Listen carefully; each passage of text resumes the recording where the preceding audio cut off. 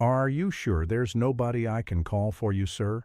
The old biker didn't answer at first. He just stood there in the doorway of the shop, rain running off the brim of his hat, one hand pressed flat against his ribs like he was holding something inside that wanted to fall out. His motorcycle, a machine older than the boy's own grandmother, sat dead in the gravel behind him. Then he said it quiet. "Son, everybody I'd call is already in the ground, and I got to be 180 miles north by first light, or I go back on the last promise I ever made a dying man." Marcus Delaney was 18 years old. He looked past the stranger at the yellow paper stapled to his own shop door, a foreclosure notice with 45 days left on the clock and not $1 to answer it with. He looked back at the old man's shaking hands. Then he reached for a rag and started wiping the grease off his own. "Come on in out of that rain, sir. You came to the right place." 3 nights after that, 200 Hell's Angels would be parked bumper to bumper up and down Route 9 in front of that little shop, engines silent, hats in their hands, standing in the fog before sunrise. And not one soul in Sable Creek, Tennessee, was ready for what that broken-down old biker turned out to be. But before any of that, before the 200, before the dawn, I have to take you back to the boy who couldn't sleep, because this whole thing started with an alarm clock going off at 5:30 in the morning in a town most people have never heard of. Sable Creek sits in a fold of the Tennessee hills where the interstate forgot to stop. 2,600 people, one blinking traffic light, and a single-family auto shop on the corner of Route 9 that had been quietly dying for 2 years. Delaney and Son. The sign was hand-lettered by Marcus's grandfather back in 1979, and you could still see the careful way the old man had painted each letter. Even now the wood had gone soft, and the white had faded to the color of old bone. Marcus shut off the alarm before the second ring.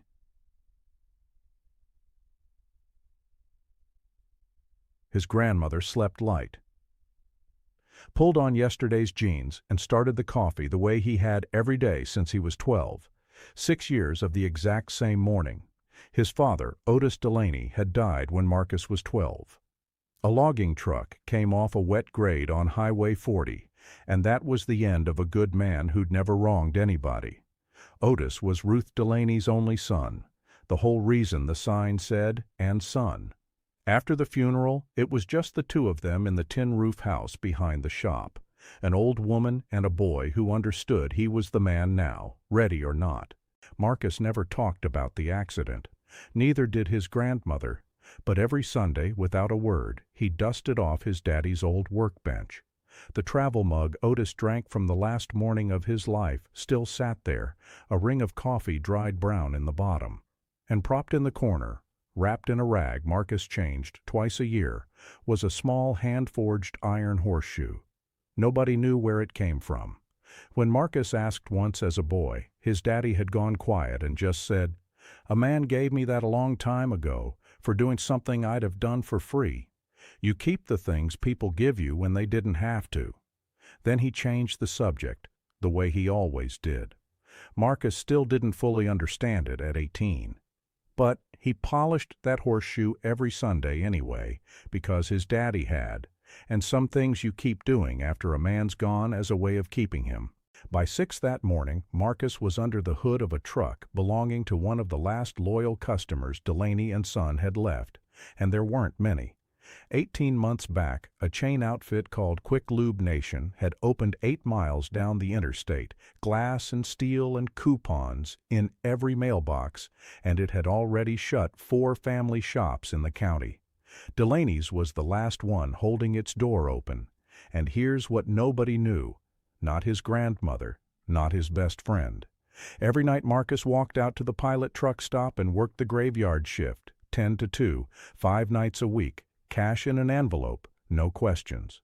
Why was an 18-year-old killing himself on 4 hours of sleep? Because there was a manila envelope taped under his dresser drawer, and inside it a letter from Tennessee Tech, acceptance into mechanical engineering, partial scholarship. It was almost 2 years old, Marcus had deferred twice. Clipped behind it was the letter that made his stomach drop every time. This is your final permitted deferral. Enrollment must be confirmed within 45 days, or the offer will be released. 45 days, then the door closed for good. He still owed $16,000 the scholarship didn't cover, and the truck stop paid $9 an hour off the books. Do the math however you want. He was never going to make it. But he couldn't stop trying, because stopping felt like giving up on the only version of himself he'd ever let himself imagine. And every morning, before Ruth woke, he slipped 30 folded dollars into her purse. She always pretended not to find it. He always pretended not to see her pretend. That was their whole arrangement. That was their love, and nobody ever said it out loud. His best friend Deshawn had gotten out 2 years back. Nashville, a job, some classes, and called every Sunday. "Bro, when are you leaving that town?" And Marcus would say next year. Because what Deshawn didn't understand was that Marcus had a grandmother, getting slower every winter, a shop with his daddy's name on the sign, and a foreclosure notice that crept 2 days closer every sunrise. He wasn't going anywhere until that shop was safe, even if it cost him Tennessee Tech, even if it cost him the only future he'd ever wanted. Now, on that particular Thursday at the tail end of April, the radio bolted to the shop wall started warning about weather rolling up out of the Gulf. Marcus half listened. He'd worked through storms his whole life. What he could not have known was that this storm was carrying a stranger up Route 9 toward his door, and that stranger was carrying the rest of Marcus Delaney's entire life on the back of a broken-down 1968 Harley Davidson. By 4:15, the sky had gone the color of a bruise. The wind was laying the pines over sideways, and up the highway an engine was tearing itself apart. Marcus heard it before he saw it, a sick, rattling knock, the kind of sound that makes a real mechanic wince before he even lifts the hood.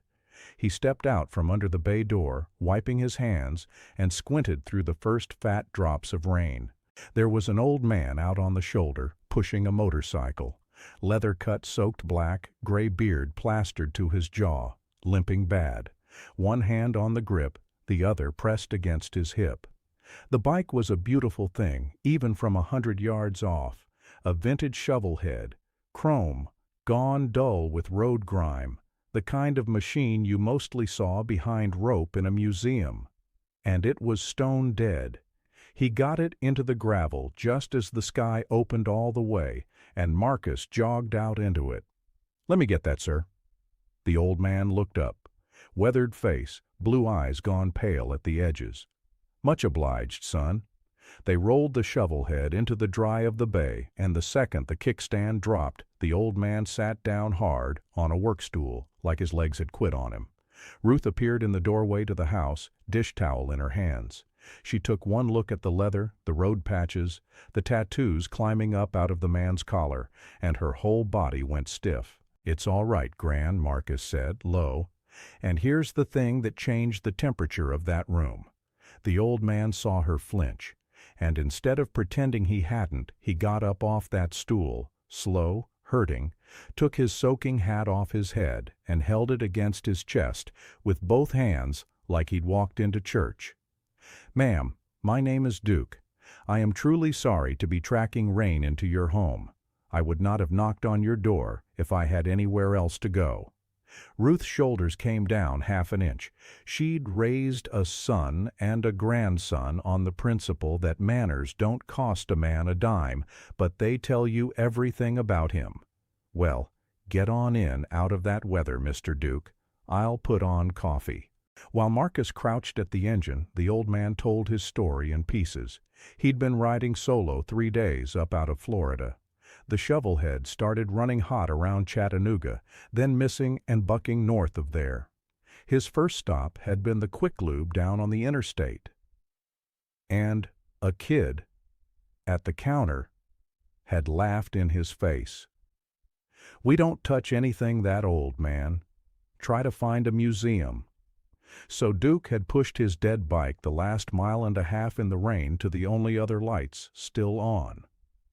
"I have to be at a place called Sawtooth Ridge, up in North Carolina, by sunup tomorrow," the old man said.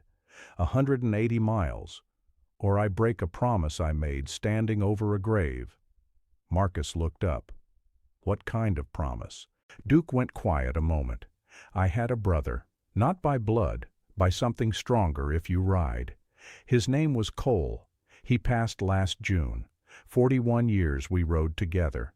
And a long time ago, the two of us made a pact. Whoever went first, the other would ride out to that ridge every year on the anniversary and stand there at first light. 2 minutes, then back on the road." He swallowed. "This is the first anniversary. If I miss the first one, son, I'll have started a lie I got to carry the rest of my days." Thunder cracked hard enough to rattle the bay doors. Marcus slid under that shovelhead with a drop light and went to work finding out how bad it was. 2 minutes later he came back out and his jaw was tight. "I'm going to shoot you straight, sir. Your head gasket's blown. Your ignition coil's dead. No spark at all. You've got a hairline crack down one cylinder wall. And your carburetor is gummed up so bad I can smell the varnish from here." Duke's face fell like a landslide. "Can you fix it?" Marcus wiped his hands slow. The honest answer was no.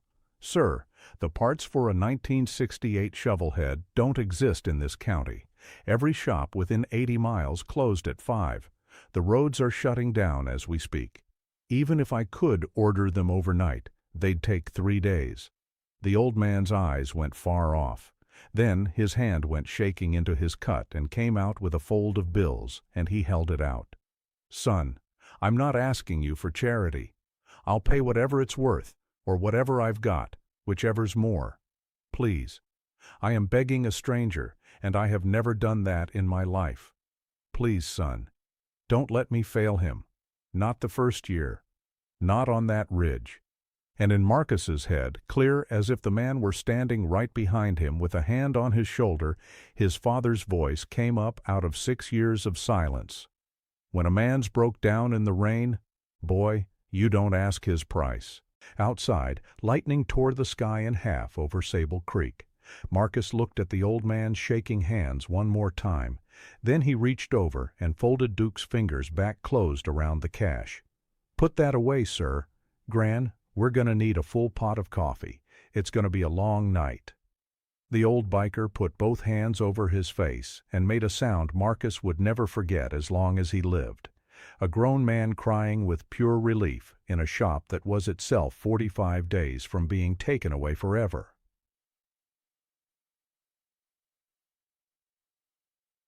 The next 11 hours, Marcus would tell his grandmother later, were the closest he'd felt to his father since the day they lowered him into the ground. Like Otis was standing just off his right shoulder in the dark, breathing instructions into his ear. He cracked the engine open at 2 minutes past 5 and laid every part out on the bench in the exact order his daddy had drilled into him, so it went back on the same road it left by. Ruth brought towels, then coffee, then more towels. Duke sat on the stool with his hat in his lap and did not take his eyes off the boy's hands. By 5:45 the diagnosis was confirmed, and it was every bit as bad as Marcus had said, and not one of those parts existed inside 80 miles of Sable Creek at that hour. So Marcus pulled a cardboard box out from under the bench, the scrap his father had refused to ever throw away, and lifted out a chunk of a seized-up 1980s straight-six engine block. "Anything a man made, another man can make again," he said, quiet, to nobody. His father's words, out of a memory 10 years deep. He set the block on the lathe. At 6:30 the power flickered. At 7:15 it cut out completely, and the whole shop went black. Duke started to get up.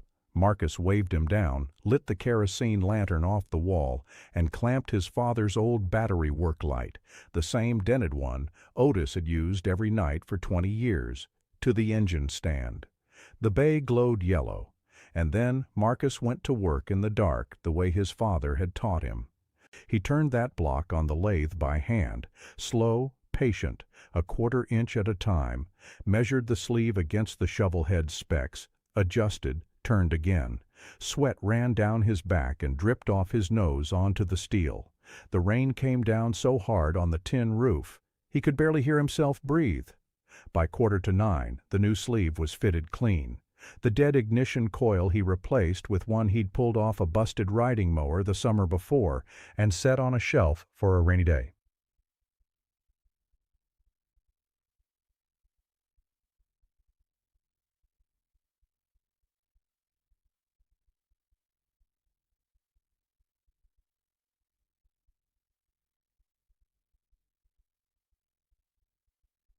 Day would arrive with a dead man's promise riding on it. Around 9:30, Ruth carried Duke a fresh cup, and the old man took it in both hands like it was something holy. "How old is that boy, ma'am?" he asked her low. 18. "And how long's he run this shop?" "Since the morning his daddy died," Ruth said. 6 years this summer. His father, Otis, was the finest mechanic this county ever had. Something moved behind the old man's eyes, quick, like a card turning face up. He pulled a worn pocket notebook out of his vest, wrote something in slow, careful letters, and put it away without a word. The head gasket was the hardest part, because there was none to be had at any price on that side of the state at that hour. So Marcus cut one out of a sheet of copper he'd been saving, scored the shape, cut it with tin snips, heated it cherry red to soften the metal, quenched it, and trimmed the edges by feel, the way his father had. Duke watched every second and never moved off that stool. Reassembly started past midnight. Head bolts torqued down in the cross pattern. 3 passes, the coil rebuilt in, the carburetor soaked clean in a coffee can of gasoline. By 1:45 he was bleeding the lines and setting the timing, his shirt soaked through and his arms shaking, when he finally stood up straight and looked over at the old man. "You want to do the honors, sir?" Duke got up slow, eased a leg over the saddle, closed his eyes one long second, and thumbed the starter. Click. Nothing. Duke's jaw went tight. Marcus leaned in, checked the spark. Try it again. Click. Cough. Sputter. Then dead silence, and the rain on the roof suddenly seemed twice as loud. Ruth came to the doorway with the coffee pot, her lips moving in a prayer she wasn't saying out loud. Marcus's own hands were shaking now, not from cold, from hope, which is a worse thing to shake from, because you can lose it. He reached down and turned one carburetor screw exactly a quarter turn. "One more time, sir." Duke hit the starter, and the shovel head came alive. Not coughing, not sputtering, roaring, deep and even and alive, like it was 1968 all over again, and this bike had somewhere to be. The whole bay shook with it, and the old man bowed his head down over the handlebars, and his shoulders shook, and he didn't make a single sound, but the tears ran straight down off his gray beard and spotted the fuel tank dark. Marcus stepped back and wiped his hands. "She'll hold the 180, sir," he said. "Probably a good deal more." Duke lifted his head, eyes red. "Son, you just brought a 58-year-old motorcycle back from the dead with a mower coil and a piece of a straight 6, in the pitch dark, by lantern light, in the middle of a storm." He shook his head slow. "That is not a repair. That is a gift." Marcus looked at the floor. He was never any good at being thanked. "It's just what my daddy taught me, sir. That's all it is." Duke stared at him a long, long time. "Then your daddy," the old man said, "was a fine man. Marcus Delaney. A fine, fine man. Now hold on. Let me stop you right here, because I need you to feel where this kid is standing. Marcus Delaney is 18 years old. His spot at Tennessee Tech expires in 45 days. His grandmother's house is one bank letter from being taken. He hasn't slept a full night in 2 years. And there is a fold of $100 bills sitting right there on his own workbench, being pushed toward him by a grateful man.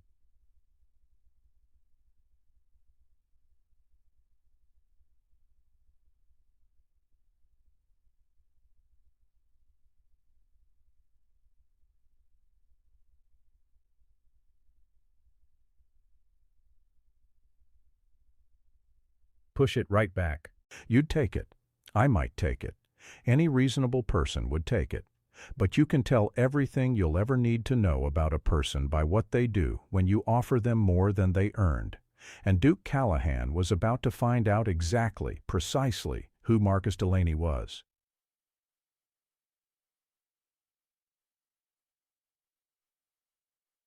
The old biker reached into his cut and pulled the money out again. And this time Marcus noticed something he'd missed before. It wasn't a crumpled fold anymore. It was a thick, banded stack. Hundreds. The kind of money no stranded man on a dead bike is supposed to be carrying. Marcus noticed. He didn't say a word about it. "How much, son?" "20 for the labor," Marcus said. "The scrap was just sitting in a box. Doesn't feel right, charging for junk." Duke laughed once, short and rough. $20. He counted 5 crisp hundreds off the stack and pressed them flat into Marcus's palm. "I'd have paid 2,000 and driven away thinking I stole it. Take it for the work." Marcus pulled his hand back like the bills were hot. "Sir, that's not honest. That's not what the work was worth, and we both know it." Duke's voice dropped soft. "Then take it for your grandmother, for the shop." He looked toward the door. "I saw the notice on the way in, son. The one taped to the glass." The whole bay went quiet except for the rain. Marcus looked down at the money in his hand. $500. And he knew exactly what $500 was. It was the enrollment deposit at Tennessee Tech. It was 2 months of the electric bill. It was groceries for Gran clear through the summer. $500 was a door standing open, and this old man was holding it wide with both hands. And God, he wanted to walk through it. But his father's voice came up again, and this time it didn't come from a memory. It came from somewhere underneath everything. "If you ever take what you didn't earn, son, you'll pay interest on it the rest of your life." Marcus closed the old man's fingers back around the cash. $20, he said, "and the coffee my grandmother made you. That's what's honest, sir. I can't take the rest." In the doorway, Ruth didn't say anything, but Marcus could feel her from across the room, loving him so hard it was almost a physical thing. Duke stared at the boy a long beat. Then he peeled 120 off the stack, laid it on the bench, and put the rest away. "What's your name, son?" "Marcus Delaney, sir." "And your daddy's name?" Marcus swallowed. Otis. Otis Delaney. And something went across the old man's face fast, like he'd been struck somewhere nobody could see. He looked away. Then he pulled that little pocket notebook back out, wrote a name in it, underlined it twice, and closed it. He didn't explain. Then he reached up to his own cut, unpinned a small enamel patch from over his heart, a horseshoe over an anvil, 2 letters worked into the metal, and he pinned it to the strap of Marcus's coveralls with his own hands. "You keep that," he said. "Where I come from, that means something." He set a plain card down on the bench next to the 20. No name on it, no company. Just that same horseshoe emblem and a phone number written by hand. "Anything you ever need," the old man said, "you call that number. You say your name. And then you wait. You hear me, son?" "Yes, sir." Duke limped back to the shovelhead and swung a leg over. It caught on the first turn. "What you did tonight, Marcus Delaney, won't be forgotten. I want you to remember I said that." The headlight came on. The bike rolled out into the gray of first light, and the storm was breaking up over the pines, and Marcus and Ruth stood in the doorway watching the old man's tail light shrink up Route 9 until it was gone. Ruth put a hand on her grandson's shoulder. "That was the right thing, baby. I know, Gran, your daddy would have been proud. I know." He turned to go back inside, and that's when the toe of his boot caught on something under the workbench. A leather satchel, worn soft, heavy. Duke had left it behind. Marcus carried the satchel to the kitchen table and worked the buckle loose. Inside was a folded road map with a spot up in North Carolina circled in red ink. A worn Bible with a name written inside the cover that wasn't Duke's, and a single laminated photograph. He slid the photo out slow. A campfire at night. 30, maybe 40 bikers ringed around it, and in the center, two men with their arms across each other's shoulders. A younger Duke, dark hair instead of gray, and another man beside him. And it was the patches on their cuts that made Marcus stop breathing. The horseshoe over the anvil. And above it, a wing and a skull. He'd seen that skull before. Everybody in America has seen that skull before. Marcus looked up at his grandmother in the doorway. "Gran," he said, "I don't think that was just some old man on a broke-down bike." Ruth's face went very still. She didn't know yet what they were looking at. But in 3 days, the whole town of Sable Creek was going to find out with her. For 3 days, Marcus Delaney did not sleep right. Every time he shut his eyes, he saw that skull, that horseshoe, those 2 letters worked into the enamel. Friday afternoon, he opened his cracked laptop on the corner of the workbench and typed the horseshoe and anvil emblem into the search bar. The first result loaded, and his chest went cold. Ridgeline Iron Works, founded 1981, the largest independent American custom motorcycle manufacturer outside of Harley-Davidson. Revenue in the high 9 figures. He scrolled. Founder and chairman, Raymond Duke Callahan. He clicked over to a recent photo, a charity gala, tuxedo instead of leather, gray beard trimmed, the same pale blue eyes, the same limp you could see even in a still. "No way," Marcus whispered to the empty shop. He didn't tell his grandmother. He was scared he was wrong, and more scared he was right. That same afternoon, a black SUV rolled up, and out stepped Gordon Pruitt, all teeth and pressed khakis, the developer who'd been circling the corner lot for a year. 45 days left, Miss Ruth," he said, easy and pleasant. "That storm did a number on your roof. It changes my number. 44,000, cash, today." Ruth met him at the screen door and didn't open it. "Get off my porch, Gordon." Pruitt smiled like a man with all the time in the world, because he had it. "You'll come around by next week." From inside the bay, Marcus's knuckles went white around a wrench. Saturday morning, Marcus went back into the satchel and found something he'd missed. Sewn into the lining, a small faded tag. Property of R.J. C. President, Blackwater Nomads. He carried it to the kitchen and laid it all out for his grandmother. The photograph. The tag. The screenshot of the man in the tuxedo. "Gran, I've got to tell you what I think this is." Ruth looked at it a long time. Then she shook her head, gentle but firm. "Baby, don't you build a castle out of this. You can't hang your hope on a stranger who rode off in the rain." And Marcus understood why she said it. After Otis died, Ruth had spent 2 years getting her hopes raised by people who swore they'd help and then vanished. She'd taught herself to expect nothing from anybody, because expecting nothing was the only thing that had ever stopped hurting. "Yes, ma'am," Marcus said. But that night he ran every second of those 11 hours back through his mind.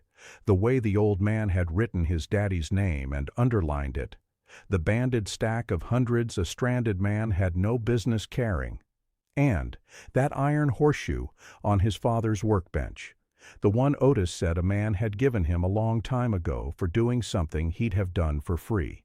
Marcus got up and walked out to the shop in his bare feet and picked up that horseshoe and turned it over in the moonlight.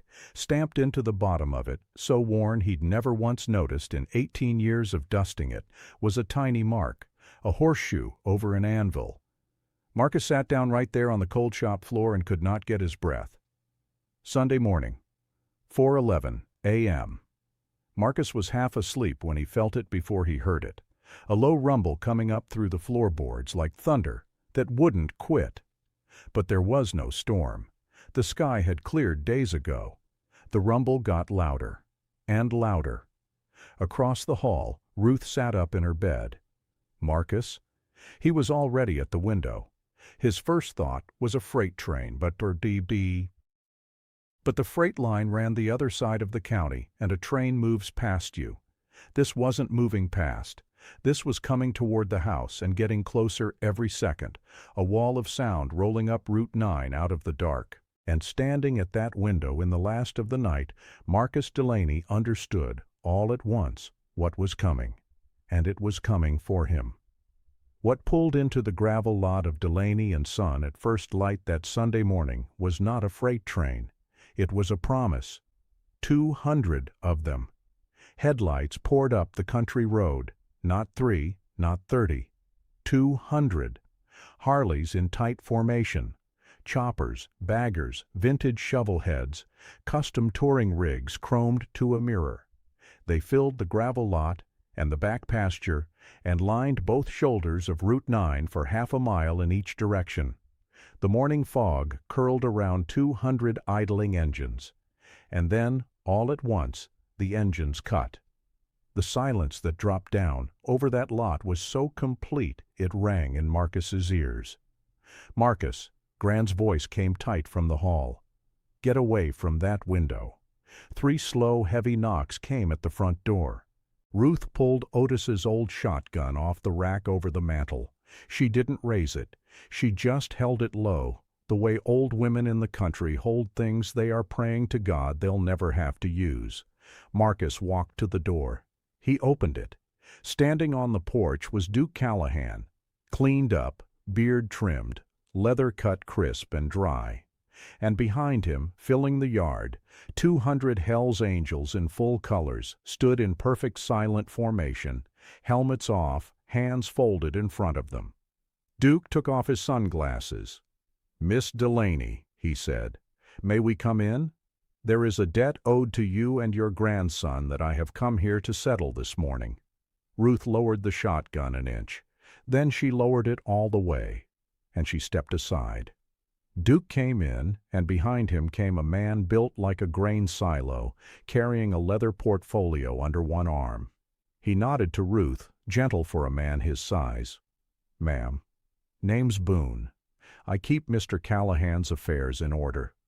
The other 198 stayed out in the yard, motionless, quiet, like a funeral honor guard waiting on the graveside. Duke stood in the middle of Ruth's kitchen.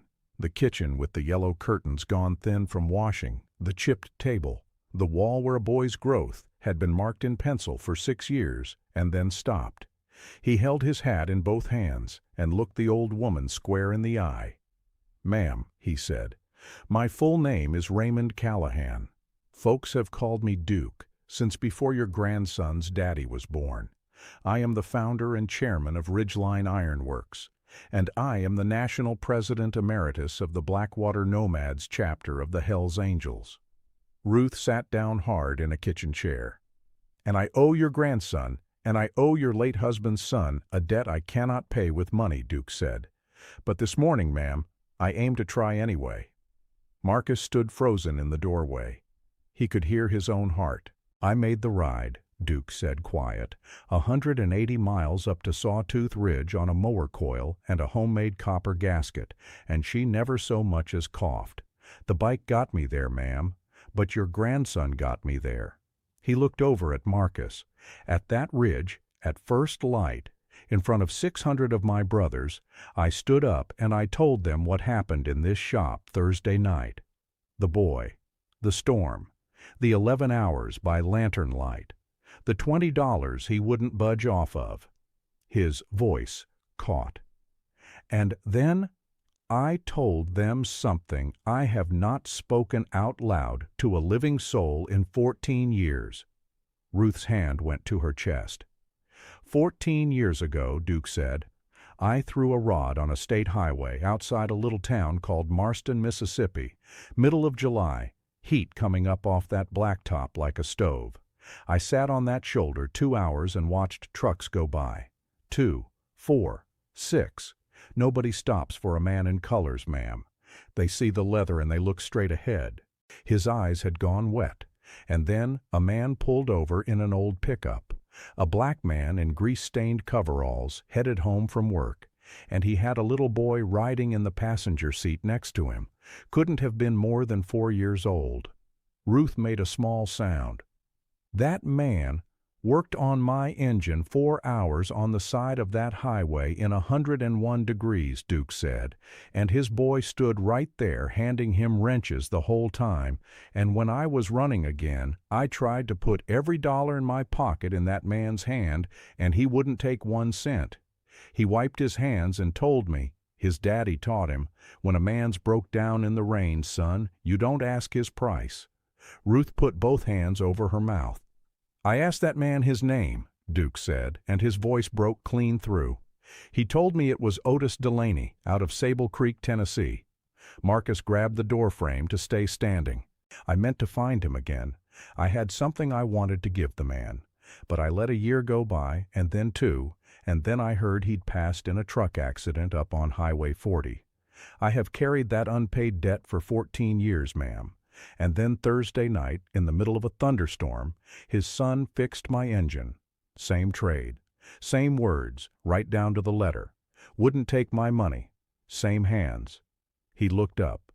I knew, ma'am, before I ever asked his name. The second that boy folded my hand shut over that cash, I knew whose son I was standing in front of. I rode out of this shop Friday morning crying like a child, because your husband reached up out of the ground and sent his boy to pay me back for a kindness 14 years cold. And Ruth Delaney broke.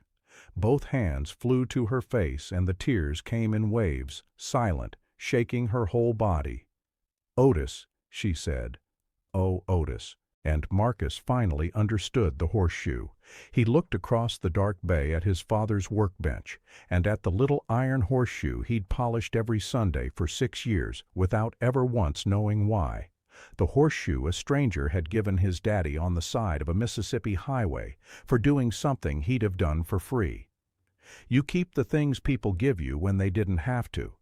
Otis hadn't kept it as a souvenir.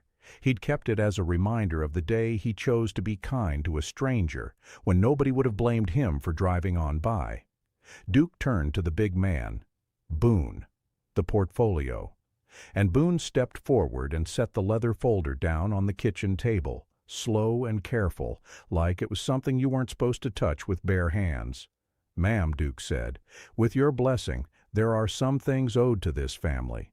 And outside, 200 Hell's Angels stood in the fog, waiting on the sun. Marcus watched the old man open that portfolio on his grandmother's kitchen table, and the floor tilted under his feet.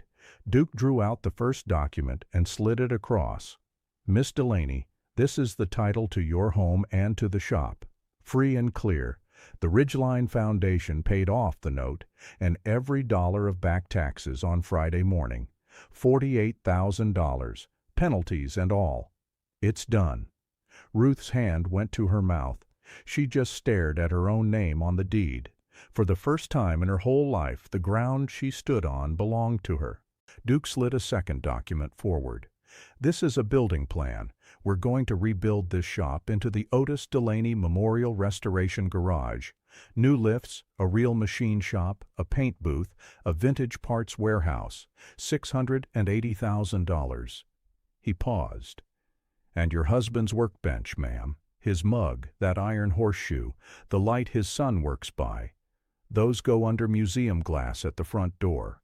That bench stays the heart of the building. It doesn't get moved. It stays exactly like it is. Duke laid down a third paper and turned it toward the boy. And this one is yours, son. Marcus looked up. I had a call placed to Tennessee Tech yesterday, to the Dean of Engineering personally, by a name that school takes seriously. Your final deferral was set to run out in 45 days. As of yesterday, it's gone, and in its place is a full-ride scholarship, tuition, room, board, books, and a living stipend. 4 years. $330,000. You don't work a night shift ever again unless you want to. And every summer, there's a paid apprenticeship waiting at Ridgeline headquarters in Kansas City, learning under the master builders, the same men who put me in business in '81. You start in June, son. Pack light. Marcus couldn't move. For 2 years he'd counted down days under his mattress. For 2 years he'd slipped $30 into his grandmother's purse. 45 days from gone. And now it was June days from beginning. He put both hands over his face and cried. Not loud, not for show. Just a boy who'd been holding the whole world up by himself for 6 years, finally allowed to set it down. Ruth reached across the table and put her hand over his. Then Duke laid down a fourth document. Ma'am, the foundation runs a scholarship every year, in my brother Cole's name. As of this week, it's being renamed. He turned the page around. It's the Otis and Marcus Delaney Fund now. Endowed at $1 million to start. Funded on for good. It goes to kids in small towns who want to work with their hands. And your grandson holds a permanent seat on the board that picks them, starting the day he turns 21. And then Duke reached into the portfolio one last time and lifted out a small black frame, set it gentle on the table. Behind the glass, on black felt, was a single cloth patch. Heavy gold thread. 3 words. Brother by deed. Duke's voice went very low. Ma'am, this patch gets given maybe twice in a decade, sometimes less. It doesn't go to members. It goes to an outsider who upheld the code when nobody was watching and there was nothing in it for him. Who did the right thing in the dark, for free, when he had every reason to do the other thing. He looked at Marcus. You upheld it Thursday night, son. This patch means safe passage on any road in this country where you find one of us. And it makes you, at 18 years old, the youngest man in 49 years to wear one. Duke stood, stepped around the table, and pinned the patch to the chest of the boy's clean shirt with his own 2 hands. Then he laid a heavy palm on Marcus's shoulder. Your family now, son. Wherever your road takes you the rest of your life, you ride under our name. Ruth tried one more time, her voice thin. Mr. Callahan, this is too much. We can't take all this. Duke turned to face her, gentle. Ma'am, with all the respect I've got, your husband paid this forward 14 years ago on the side of a highway, for nothing. Your grandson paid it forward Thursday night for a $20 bill. The interest on that is mine to carry, not yours. He glanced out at the 200 men in the yard. And I'd take it kindly if you didn't ask those men to swallow a debt they rode all night to pay. Ruth closed her eyes, and she nodded. And one more thing, ma'am, Duke said, laying down the last page. Director of Operations, the new shop, full salary, benefits, the works. You are done standing behind a store register in this town, Miss Delaney. You run this place now. Ruth covered her face. Duke walked to the front door and stepped out onto the porch, and then he called out across the gravel lot in a voice that carried the whole half-mile. Brothers, hats off, for Otis Delaney. And 200 Hell's Angels, in dead silence, took off their hats and bowed their heads. The sun crested the pines. A rooster crowed somewhere down the road, not knowing a thing about any of it. Ruth stepped out onto the porch in her bare feet, and Marcus came out behind her, and they held on to each other, and one of the riders raised a camera and took a single photograph. A boy in a clean shirt with a gold Brother by Deed patch on his chest. His grandmother wrapped up in his arms, and 200 bikers behind him with their heads bowed to the ground. That picture would run on the front page of 3 national papers inside 36 hours, and the town of Sable Creek, Tennessee, would never be the same place again. 3 months out, you wouldn't have known the town. The county paper ran it first, then the wire services, then a morning show flew a crew down, and every headline said some version of the same thing. The boy, the biker, and a debt 14 years late. The photograph went everywhere under one hashtag, #BrotherByDeed. The mail came to the shop in sacks. A grandmother in Alabama wrote on the back of a light bill, "Your boy reminded me there's still good men in this world, and I needed reminding." The old Delaney and Son sign came down on a Tuesday, and 6 men in leather carried it into the new building on their shoulders like a casket and set it behind glass. The new sign went up at sunset, hand-forged iron this time, Otis Delaney Memorial Restoration Garage. And right at the front door, under polished glass, sat Otis's original workbench. The chipped mug, the little iron horseshoe still exactly where it had lived for 18 years. A brass plate underneath read, "This is where it started." Twice. Grand reopening was the first Saturday in June. Duke cut the ribbon, and then the mayor announced that by unanimous vote of the council, the stretch of Route 9 past the shop was renamed Otis Delaney Way. The crowd hollered, Ruth cried, Marcus held her up. Across the street, Gordon Pruitt watched it all through a windshield with his jaw working. 2 weeks later, his rezoning application was quietly withdrawn, and he sold his holdings and moved to Nashville.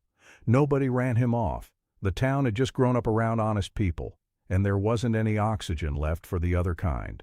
The Quick Lube out on the interstate lost 40% of its traffic inside 6 months, and its manager, a decent man named Ellis, who'd had no part in laughing at an old biker, drove over one afternoon with his resume.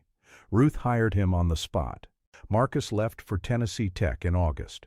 Ruth packed him a lunch big enough for 4 grown men, and he cried the first 20 minutes down the road and then turned on the radio and let it take him. By Thanksgiving, he carried a 3.9. His first summer in Kansas City, Duke's master builders ran him 14 hours a day, and he loved every minute.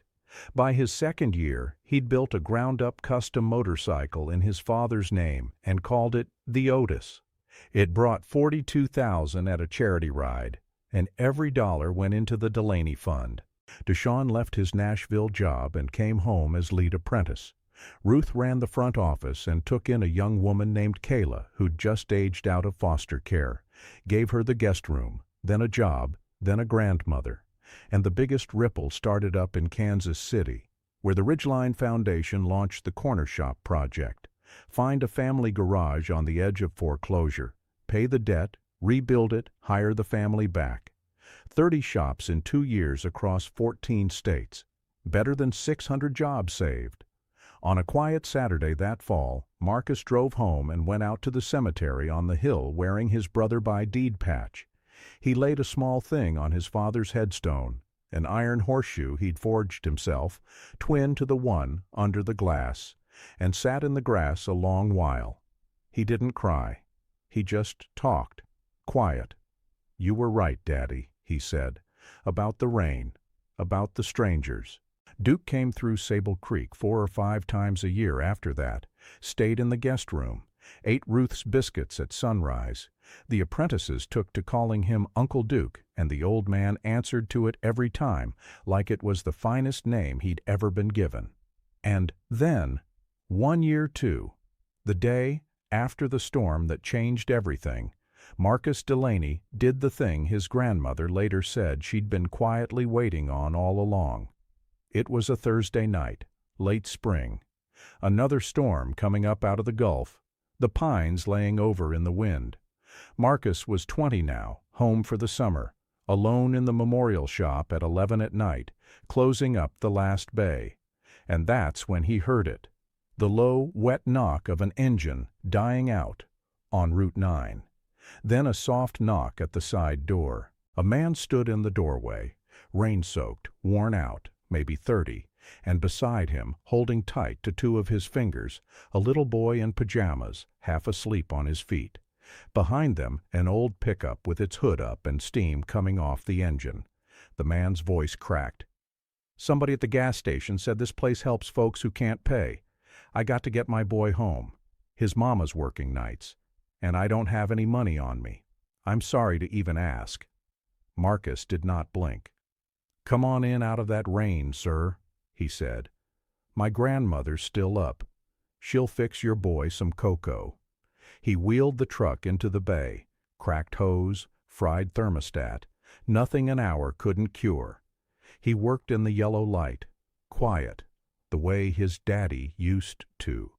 The way he had on a different storming night a year before, while the little boy fell asleep against Ruth's shoulder with a mug in his hands. When the truck was running clean, the man pulled a wrinkled tin out of his pocket. "It's all I've got till Friday," he said. "Please, take it. Marcus looked at the tin, then at the man, then at the little boy asleep on his grandmother's shoulder, and something in his chest turned over, because he'd been that boy once, in the passenger seat of a truck, watching his own father do this exact thing for a stranger in the heat. He folded the man's hand shut over the tin. $20 for the labor, sir, he said, smiling his father's smile. And the cocoa my grandmother made your boy. But I'll take it in trade. I don't understand. One day, Marcus said, somebody you don't owe a thing to is going to be broke down in the rain. And when that day comes, you stop. You don't ask their price. You just help them, and you tell them to do the same. He nodded at the sleeping boy. That's the only payment I'm taking tonight. And you make sure he sees you pay it. The man's eyes filled. He looked over at his son and nodded and couldn't get a word out. Marcus reached to the workbench, lifted a small iron horseshoe he'd forged that winter, and pressed it into the man's hand. You keep that, he said. Where it came from, it means something. The taillights pulled away into the rain and Marcus locked up. He stopped by the glass at the front door on his way out. His daddy's workbench, the chipped mug, the original horseshoe, the framed patch. He laid one hand flat on the cool glass. I see it now, Daddy, he said. And as he stepped out into the last of the rain, he heard the deep, even rumble of a single touring rig rolling up Route 9. Duke, passing through on his way to a rally in the Carolinas. The old man slowed and lowered his window. You good, son? I'm good, Uncle Duke. Duke nodded slow, touched 2 fingers to the brim of his hat, and rolled on north into the dark. 14 years ago, Otis Delaney fixed a stranger's engine in the heat and wouldn't take a dime. 14 years later, his son did the exact same thing for the exact same stranger and never knew it. And 1 year after that, on a rainy Thursday night, it started all over again with a tired man and a broken truck and a little boy who was watching. That's how it works. That's how it has always worked. It just goes quiet for a while, and then one storm brings it back around. They'll tell you the world's gone cold. They'll tell you nobody stops for a stranger in the rain anymore.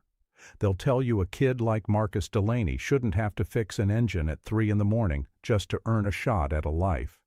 And maybe, on the bad days, they're right. But maybe they're missing something too. I told you this story because I think we all need it right now.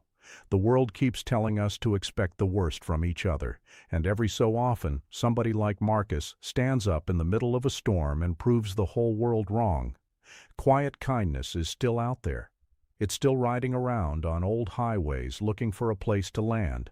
If this one got to you, do me a favor. Hit that like button. Share it with somebody who needs to hear it tonight, and subscribe so the next story finds you too.